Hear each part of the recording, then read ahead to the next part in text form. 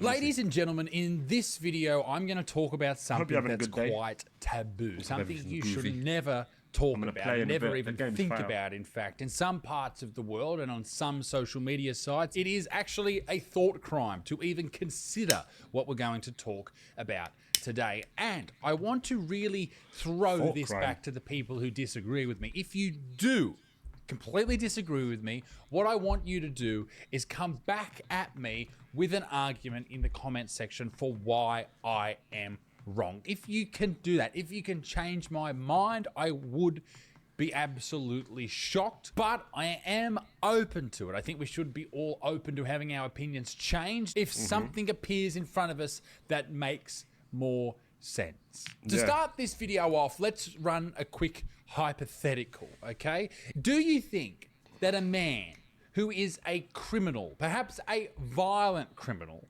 should be anywhere near women? Particularly when women are in a vulnerable situation, like alone in the room with a woman or somewhere where they can't receive help from the outside. Do you think that a violent male criminal, someone who has proven to society that they are not to be trusted, do you think they should be around those women? I think it's a fucking no-brainer. Most people, most logical people, most normal human beings would say absolutely not. Well, let me follow up that hypothetical with this question. Does that change if that violent male offender decides that they are no longer a man? Are they not still the same person? Do they not still think exactly the same? Are their morals? It's the same thing.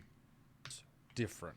And that is the question. Oh, we're starting to see now what it could possibly be In today's video. Because the headline that I have here may shock you. It shocked me. It absolutely blew me away. Transgender, child, an M word there that rhymes with Celesta.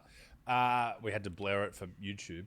Repeatedly sexually assaulted female cellmate after being transferred to women's prison. That's what happens. That's what a violent criminal going to do. And you put him in a woman's cell.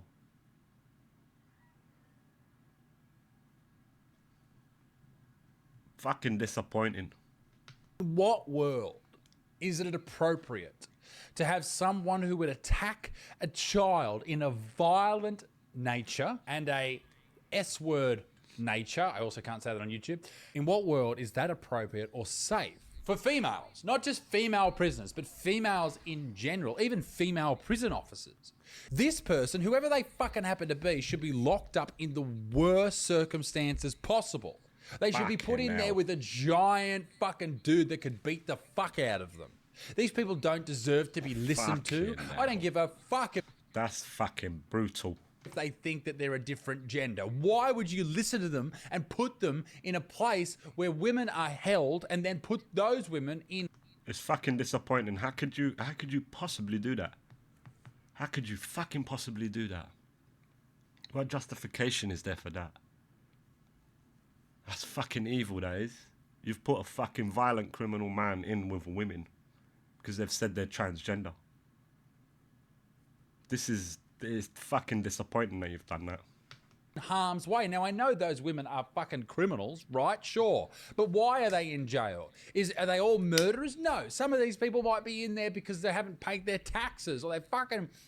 Who knows? There could be 1,000 different reasons. Non-violent reasons. Should they be subjected to potential extreme danger just because someone said, oh no, I don't fit in here? Fuck that. Former cellmate at Washington State's women's prison was repeatedly SA'd by her transgender cellmate, who was transferred to the prison after changing her gender identity, according to a shocking new lawsuit. Mad, what a silly fucking thing.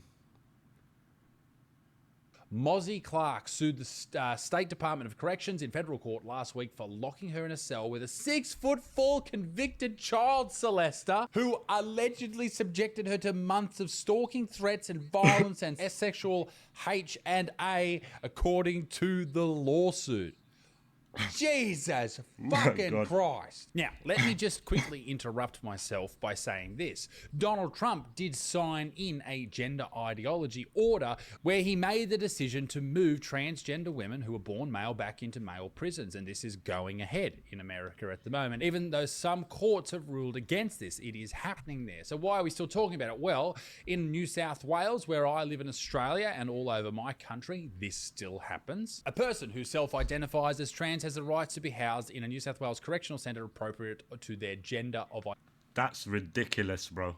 Identification. So it's still happening in my state and all over Australia, and it's happening in Northern Ireland and throughout the UK. This is happening That's fucking ridiculous. In a lot of places. So there still are a lot of women who are at potential danger from crazed, violent lunatics who happen to have dicks being put in their cell because they identify as a woman. Ladies and gents, I'm doing new shows around the country right now. How disappointing, eh?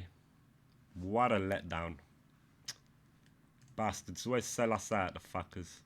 Now, all around regional New South Wales and Queensland. Go and get your tickets. Here's all the dates. Go and grab them. Go and get them. IsaacButterfield.com. Now, right here is a photo of Christopher Williams, who identifies as a transgender woman and is the one being accused of sexually assaulting their female cellmate after being transferred to a woman's prison. Now, I will say this, from that photo, that person, you know, with the long hair might appear female. So they might be a potential target at a male prison, but also fucking not the problem of female prisoners. That is your issue to deal with. Shave your fucking head. Maybe look a little bit more masculine. Whatever. I don't give a fuck, all right? You're the one that attacked children. Why are we looking after you? Now, this Christopher Scott Williams was convicted of sexual... At the detriment and at the, you know, safety of the other ones, the other females, the actual biological females. Assaulting a young girl. So he's assaulting young women as well. Like that. How is this appropriate? And was serving a separate sentence for domestic abuse. In what world is this appropriate? Williams petitioned to be recognised as female and transferred to a women's prison. Who made that fucking decision?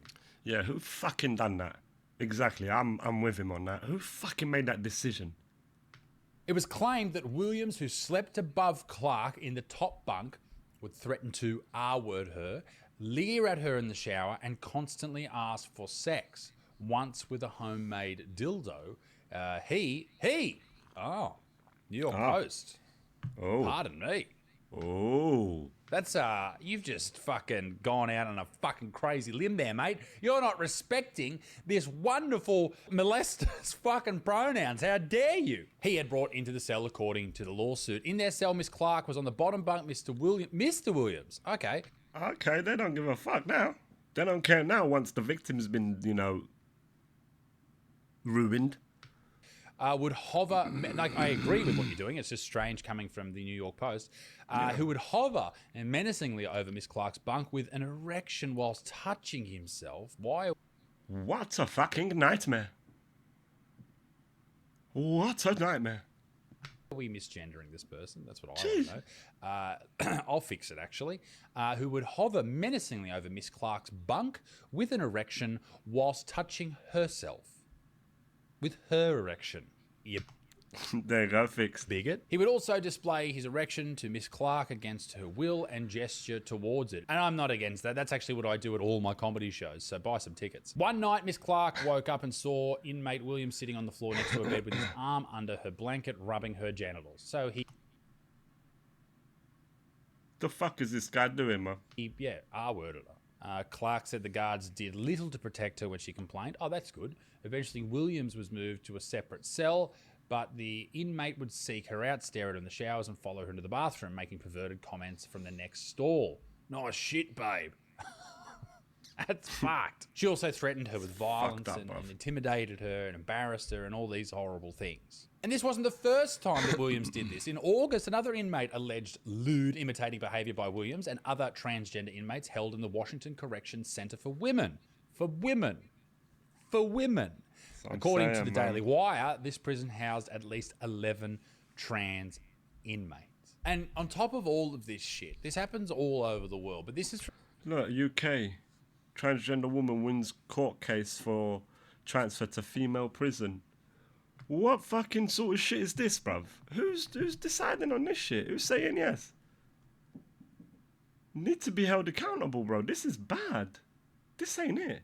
From Sal Grover, if you don't follow her, she has gone through a massive legal case after denying someone who identified as a female to go on a female-only app. And it's a long story, but you should look into it. It's very, very interesting. And Sal really does fight for women's rights. She's a true feminist. So shout out to Sal Grover. One of the real ones. But this is what she put up as well. Almost 2/3 of transgender women in prison are serving sentences for sex offences, figures show. Well, what the fuck is this then? So literally what they're doing is they're sexually offending women and then getting imprisoned in a place which is filled with people they love sexually assaulting. What ridiculousness is this?